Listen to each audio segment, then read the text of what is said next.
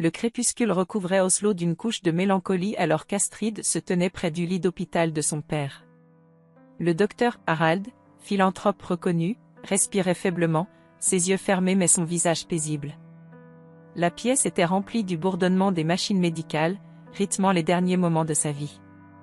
Astrid sentait son cœur se briser à chaque souffle difficile de son père. Elle serra sa main, espérant qu'il puisse sentir sa présence réconfortante une dernière fois. Quelques heures après, le silence assourdissant de la pièce annonça la fin. Le docteur Harald était parti, emportant avec lui une partie de l'âme d'Astrid. Elle resta là, immobile, les larmes coulant silencieusement sur ses joues. L'homme qui avait été son pilier, son guide et son inspiration n'était plus. La douleur de cette perte était insupportable, mais ce n'était que le début de son calvaire. Les jours suivants furent une épreuve. Les beaux-parents d'Astrid, Inge et Liv, commencèrent à la traiter avec une froideur glaciale. Inge, un homme au visage sévère et aux manières rigides, ne cachait pas son mépris. Un soir, alors qu'Astrid tentait de discuter avec eux dans le salon familial, il déclara abruptement, « Maintenant que Harald est parti, nous devons faire des changements. Tu n'es plus nécessaire ici, Astrid. » Liv, qui avait toujours été plus subtile dans ses cruautés, ajouta avec un sourire forcé, « Tu comprends, n'est-ce pas? Nous devons penser à l'avenir de la famille. » Astrid sentit le poids de leurs paroles s'abattre sur elle, la laissant sans voix. Elle n'était plus la bienvenue dans ce qui avait été son foyer. Sindre, son mari, ne tarda pas à suivre les traces de ses parents. S'il avait autrefois été un homme aimant, les influences de sa famille avaient terni son jugement. Un matin, alors qu'Astrid tentait de trouver un semblant de normalité en préparant le petit déjeuner, Sindre entra dans la cuisine, son visage marqué par une détermination froide. « Astrid, nous devons parler, » commença-t-il, évitant son regard. Elle savait que quelque chose de grave se préparait. « Je pense que nous devrions divorcer. Ce n'est plus possible entre nous. » Les mots résonnèrent dans l'esprit d'Astrid comme un coup de tonnerre. « Divorcer? Mais, pourquoi? Nous avons traversé tant de choses ensemble, Sindre. Comment peux-tu dire cela maintenant ?»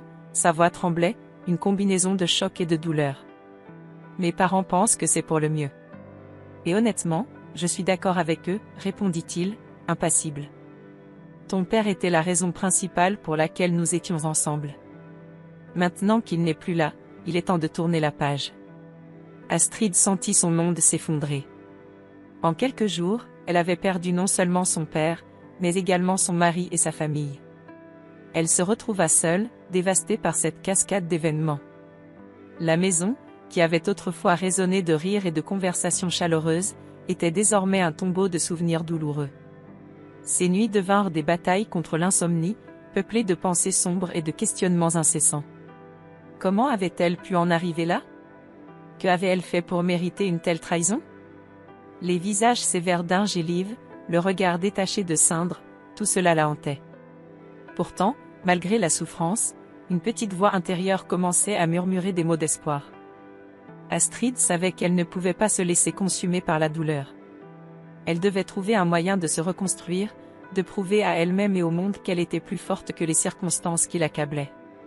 C'est ainsi qu'elle se résolut à prendre une décision cruciale, se relever des cendres de son passé et chercher un nouveau chemin, un chemin où elle pourrait honorer la mémoire de son père et retrouver sa propre dignité. Astrid se tenait devant la petite clinique locale, ses yeux bleus empreints de détermination malgré la douleur toujours présente de la perte de son père et de l'abandon de ceux qu'elle avait autrefois considérés comme sa famille.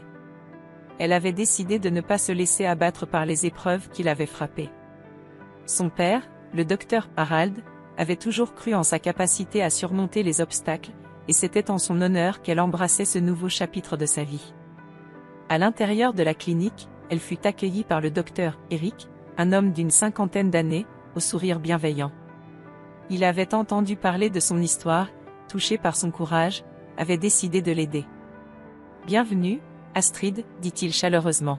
« Je sais que les choses n'ont pas été faciles pour toi, mais sache que tu as ici une chance de recommencer. » Astrid hocha la tête, reconnaissante. « Merci, docteur Eric. Je suis prête à travailler dur et à prouver ma valeur. » Les premiers jours furent difficiles, mais Astrid se montra déterminée. Elle travaillait sans relâche, absorbant tout ce qu'elle pouvait apprendre. Le docteur, Eric, s'avéra être un mentor exceptionnel. Il partageait non seulement ses connaissances médicales, mais aussi ses expériences de vie, offrant à Astrid une perspective précieuse sur la résilience et la passion pour la médecine. Un jour, alors qu'il terminait une longue journée de consultation, le docteur, Eric, s'assit en face d'Astrid dans la petite salle de repos de la clinique. « Astrid, tu as un potentiel incroyable. Ton père serait fier de toi, dit-il avec un sourire. Merci, docteur Eric. Votre soutien signifie beaucoup pour moi, répondit-elle, les yeux brillants de gratitude. J'ai une proposition pour toi, dit-il en s'adossant sur sa chaise. Il y a un projet de formation avancée en médecine que je dirige. J'aimerais que tu y participes. Astrid sentit une vague d'émotion l'envahir. C'était l'opportunité qu'elle avait désespérément besoin pour avancer dans sa carrière. Je serais honorée de participer, dit-elle, la voix tremblante d'émotion. Les semaines suivantes, Astrid s'immergea dans le programme de formation, développant ses compétences cliniques et élargissant son réseau professionnel. Le docteur Eric la présenta à plusieurs éminents médecins, qui furent impressionnés par sa détermination et son intelligence. Un soir, après une série de conférences stimulantes, Astrid et le docteur Eric prirent un café dans un petit café à proximité de la clinique. La conversation se tourna vers le futur. « Astrid, que veux-tu accomplir à partir de maintenant ?» demanda le docteur Eric. Elle réfléchit un moment avant de répondre. « Je veux honorer la mémoire de mon père. Je veux devenir une médecin respectée et aider à améliorer les soins de santé dans notre communauté. Et, je veux prouver à ceux qui m'ont abandonné qu'ils ont eu tort. » Le docteur Eric acquiesça, une lueur de fierté dans les yeux. « C'est un objectif noble. Et je suis certain que tu y parviendras. » Astrid sourit, se sentant pour la première fois depuis longtemps pleine d'espoir et de confiance. Grâce à l'aide du docteur Eric et à sa propre détermination, elle avait commencé à tourner la page sur son passé douloureux et à construire un avenir brillant. La renommée d'Astrid grandit dans la communauté médicale. Les patients affluaient à la clinique, attirés par sa compétence et sa compassion. Elle gagna en respect parmi ses pairs, qui la considéraient désormais comme une force montante de la médecine locale. Un matin, alors qu'elle se préparait pour une journée bien remplie, le docteur Eric entra dans son bureau, une lueur d'excitation dans les yeux. « Astrid, j'ai une nouvelle incroyable. Un de nos collègues organise une conférence internationale sur les avancées médicales. Ils veulent que tu y présentes tes travaux. » Astrid resta sans voix, les yeux écarquillés de surprise. « Moi ? Présenter à une conférence internationale, balbutia-t-elle. « Oui, toi. Tu as beaucoup à partager, et c'est une opportunité pour toi de montrer au monde ce dont tu es capable. » Astrid sentit une vague de fierté et de gratitude l'envahir. Elle avait parcouru un long chemin depuis les jours sombres de son divorce et de la perte de son père. Grâce au soutien inébranlable du docteur Eric et à sa propre détermination, elle avait trouvé une nouvelle voie, marquée par la résilience et le succès personnel. Astrid, désormais bien intégrée dans la petite clinique locale grâce à l'aide du docteur Eric, avait trouvé une nouvelle stabilité dans sa vie. Cependant, un sentiment persistant d'injustice la hantait. Un jour, en passant devant l'hôpital de son père, elle fut frappée par l'état de délabrement de l'établissement. Les fenêtres étaient sales, les murs montrant des signes évidents de négligence. Elle ressentit un pincement au cœur en pensant à ce que son père aurait ressenti en voyant son œuvre dépérir ainsi. Poussée par une intuition, elle décida de demander à consulter les comptes de l'hôpital. Elle prétexta un intérêt académique pour justifier sa demande auprès de l'administration. À sa grande surprise, on lui accorda l'accès sans trop de résistance, probablement parce que personne ne s'attendait à ce qu'elle trouve quoi que ce soit de suspect. Pendant des semaines, Astrid se plongea dans des montagnes de documents financiers. Les chiffres étaient déroutants au début, mais grâce au conseil du docteur Eric, elle apprit rapidement à repérer les anomalies. Ce qu'elle découvrit la glaça. De grosses sommes d'argent avaient été détournées par Sindre et ses parents, Ingélive. Les fonds destinés à l'entretien et au développement de l'hôpital étaient siphonnés vers des comptes personnels, laissant l'établissement se dégrader. Un soir, alors qu'elle avait passé des heures à compulser les relevés bancaires, le docteur Eric entra dans son bureau, portant 2 tasses de café. « Tu sembles épuisé, Astrid, dit-il en posant une tasse devant elle. Que as-tu trouvé? Astrid leva les yeux, c'est très marqué par la fatigue mais illuminé par la détermination. C'est pire que ce que je pensais, Eric. Ils ont volé des millions. Cet argent aurait dû servir à soigner des patients, à acheter du matériel médical. Ils ont trahi la mémoire de mon père. Le docteur, Eric s'assit en face d'elle, écoutant attentivement. Que comptes-tu faire? Astrid serra les poings, ses yeux étincelants de colère. Je vais les dénoncer. Ils ne peuvent pas s'en tirer comme ça. Le soutien d'Eric fut inébranlable. Je suis à tes côtés, quoi qu'il arrive. Mais sois prudente. Ces gens sont capables de tout. Armée de preuves irréfutables, Astrid prit rendez-vous avec un avocat spécialisé dans les affaires de fraude. Elle savait que cette bataille serait longue et difficile, mais elle était prête à tout pour rétablir l'honneur de son père et sauver l'hôpital. Elle passa des nuits blanches à peaufiner son dossier, à s'assurer que chaque détail était irréprochable. Quelques jours plus tard, elle se rendit à l'hôpital pour confronter Sindre. Elle le trouva dans son bureau, absorbé par ses propres affaires. En la voyant, il afficha une expression de surprise mêlée d'agacement. « Que fais-tu ici, Astrid ?» Elle lui jeta un regard glacé et déposa un épais dossier sur son bureau. « Tu sais très bien pourquoi je suis là, Sindre. J'ai découvert ce que toi et tes parents avaient fait. Tout est là-dedans. Des preuves solides de vos détournements de fonds. » Sindre se figea, son visage se décomposant à mesure qu'il feuilletait les documents. « Tu n'as aucune idée de ce que tu fais, balbutia-t-il, tentant de reprendre contenance.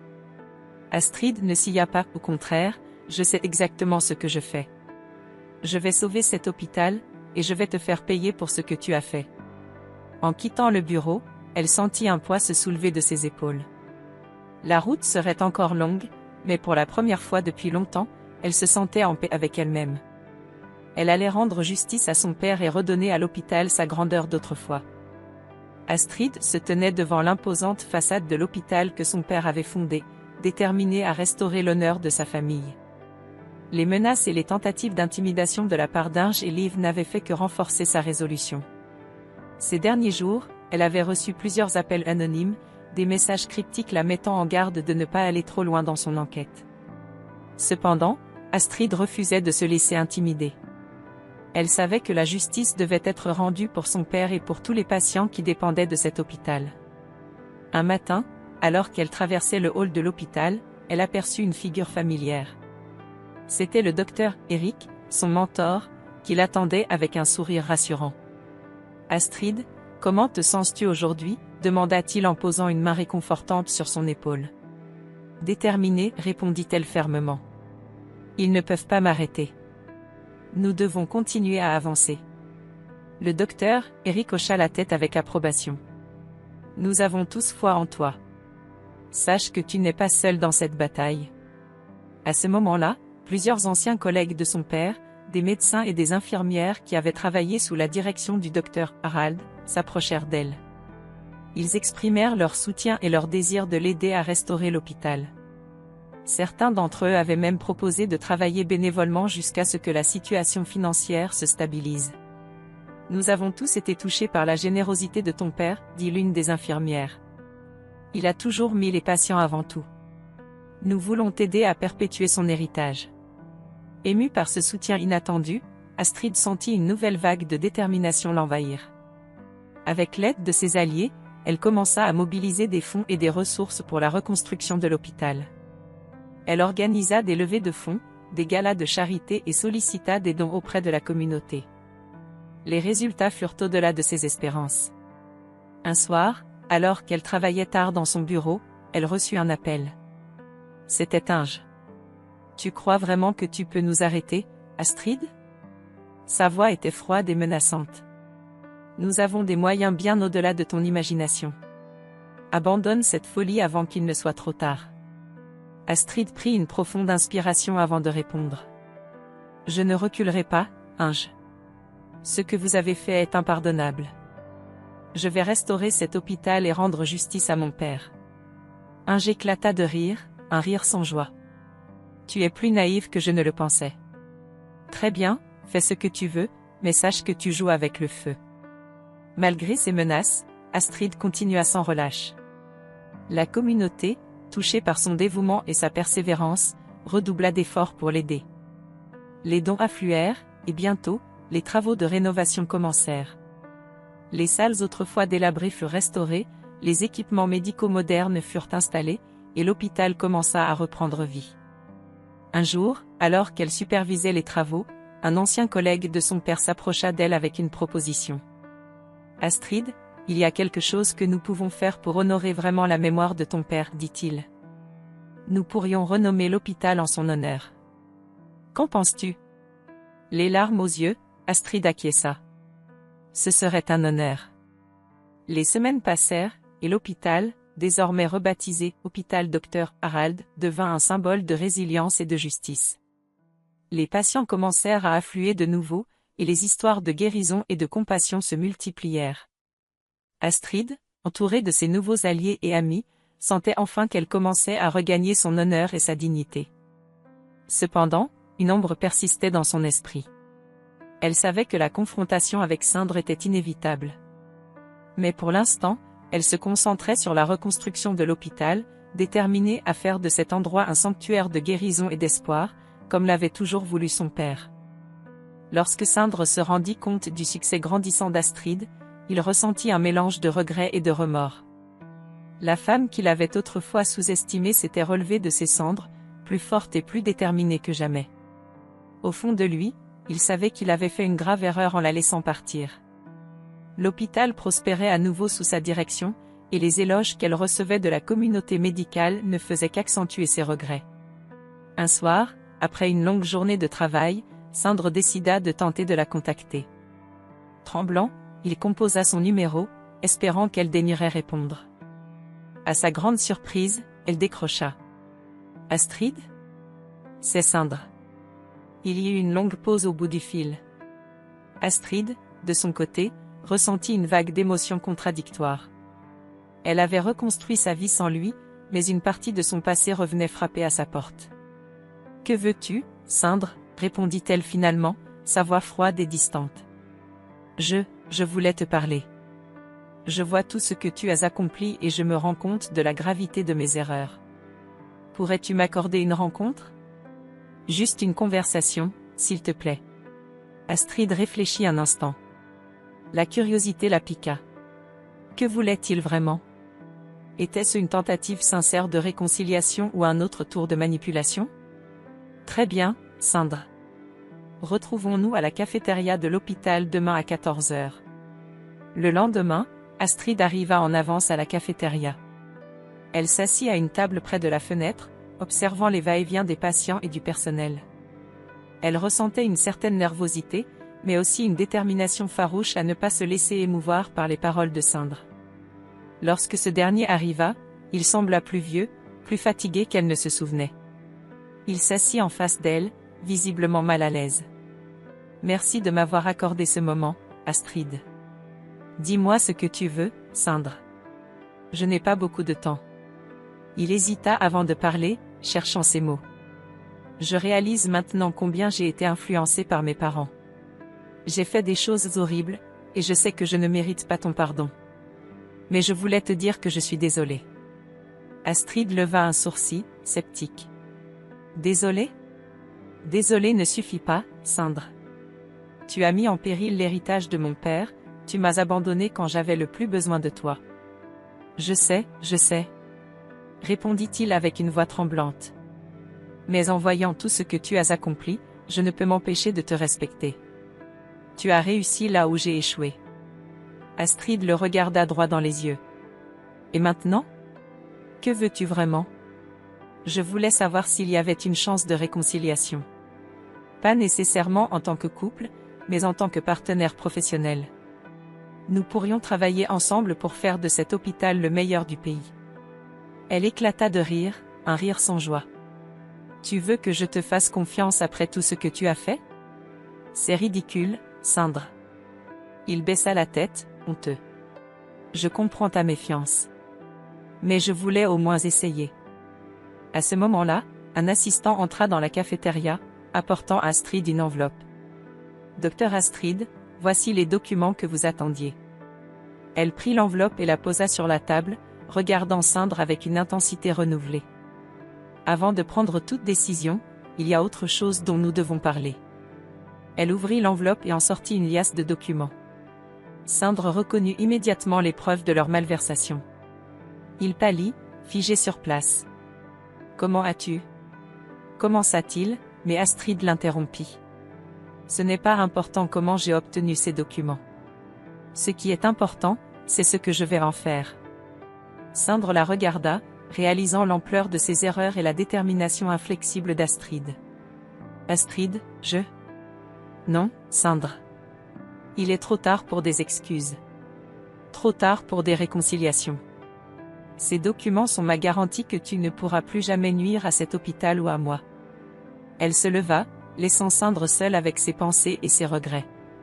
Astrid savait que la route serait encore longue, mais elle était prête à affronter tous les obstacles, forte de sa résilience et de son courage retrouvé.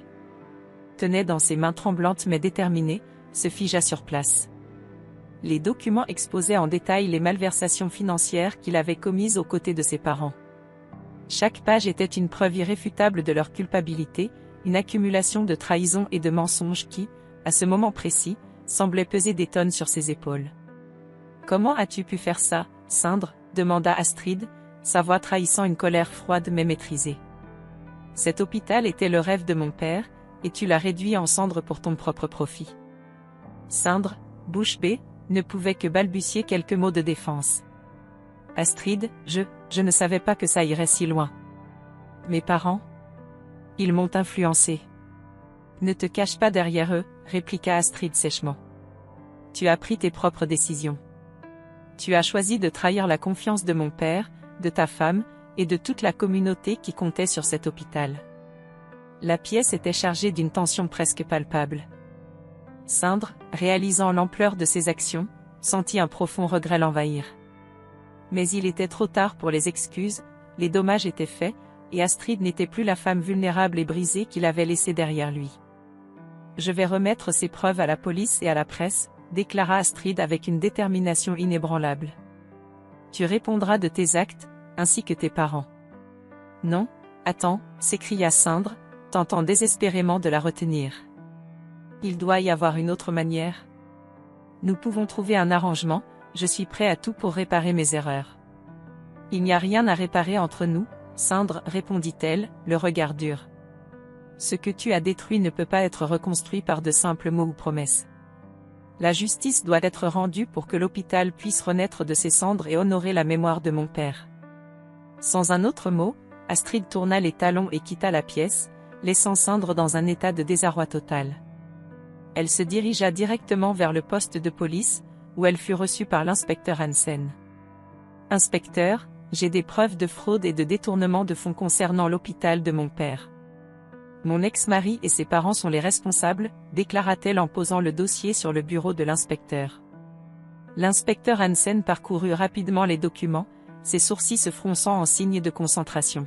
« Ce sont des preuves solides, mademoiselle. Nous allons ouvrir une enquête immédiatement. » La nouvelle de l'arrestation de Sandre et de ses parents fit rapidement le tour de la presse, provoquant un véritable scandale. La communauté, autrefois divisée par les rumeurs et les mensonges, se rassembla autour d'Astrid pour soutenir ses efforts. Avec les fonds et les ressources qu'elle avait mobilisés, ainsi que le partenariat avec la grande organisation médicale internationale, Astrid entreprit la transformation de l'hôpital. Les mois suivants furent intenses mais gratifiants. L'hôpital, sous la direction d'Astrid, commença à retrouver sa gloire d'antan, attirant des patients et des médecins de partout. Les murs, autrefois témoins de la déchéance, résonnaient maintenant des bruits de guérison et d'espoir. Les salles se remplissaient de nouveaux équipements, de personnel dédié et de patients reconnaissants. Lors de l'inauguration officielle du nouveau centre médical, Astrid prononça un discours touchant en mémoire de son père. Cet hôpital est le symbole de la résilience et de la détermination. Mon père, le docteur Harald, a toujours cru que la médecine devait être au service de la communauté, et c'est cette vision que nous continuerons à honorer. La foule applaudit chaleureusement, et Astrid sentit une vague de paix l'envahir. Elle avait non seulement sauvé l'héritage de son père, mais elle avait aussi trouvé sa propre voie, transformant la douleur en force et la trahison en triomphe. Si vous avez suivi jusqu'ici, abonnez-vous à la chaîne pour plus d'histoires émouvantes et captivantes comme celle-ci.